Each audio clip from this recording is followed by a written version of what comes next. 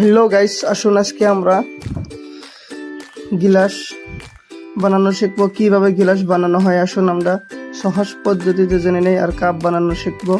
আসুন আজকে আমরা কাপ কিভাবে হয় এরকম ডিজাইন কাপ আগে শিখে নেই। আসুন আগে আমরা কাপ বানানো শিখবো। আসুন এইভাবে কোন দানা মেশিন নিয়ে নেবেন, তারপরে এখানে মাপ দিয়ে নেবেন, কি মাপে বানাবেন, তার বাদে কোন দিয়ে তার বাদে আপনার কাপ বানাতে হবে।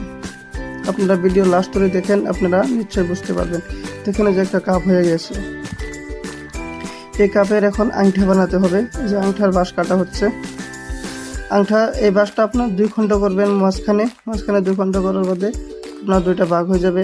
আর যদি আপনার চান যে ডাইরেক্ট দিবেন, ডাইরেক্টও দিতে পারবেন, আপনার যেটা ভালো লাগে সেটাই দিতে পারবেন। দেখেন বহুতই বানানো হয়ে গিয়েছে।